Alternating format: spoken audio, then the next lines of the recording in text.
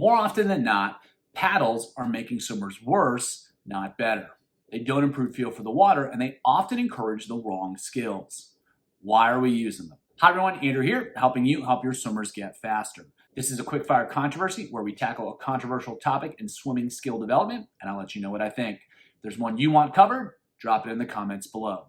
When it comes to creating a lot of propulsion, there are two challenges that swimmers face. One is that their hands are dumb. They're not particularly good at feeling or sensing pressure, and the better that they can feel pressure and create pressure and manage pressure, the more propulsion they're going to create and the faster they're going to go.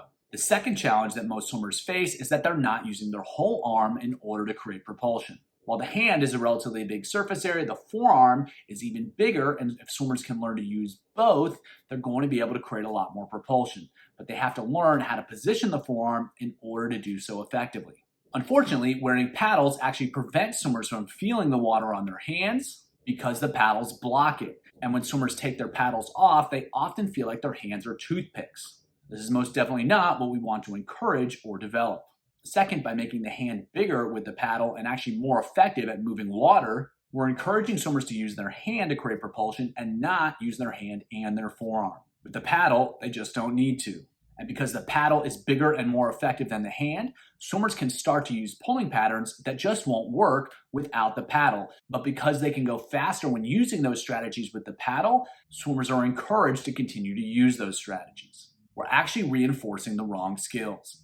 Dumber hands, more focus on the hands, not good. One of the best ways to solve both problems, both in terms of getting smarter hands and helping swimmers learn to use the forearm, is actually the opposite of using a paddle. We can have swimmers close their fist. It actually improves the ability to feel pressure on the water, particularly when the hand gets opened back up. And by closing the hand, swimmers have to learn to use the forearm more effectively in order to create propulsion. Once swimmers open their hands back up, it feels like they're pulling with dinner plates. Now, when it comes to creating propulsion, there actually are three ways that you can use paddles to help swimmers improve these skills. You can have swimmers hold their paddle upside down to encourage them to use the forearm. You can have them pinch the paddle to encourage them to use the forearm and learn how to create stability in the wrist, or you can have them wear one paddle at a time so that they're encouraged to be more effective with the arm that doesn't have the paddle. Those are all ways to actually use paddles to help swimmers improve their propulsive skills. Simply wearing them usually doesn't get the job done. If you want to learn more about how to use paddles in novel ways to help swimmers improve their skills, check out the video here, here, and here.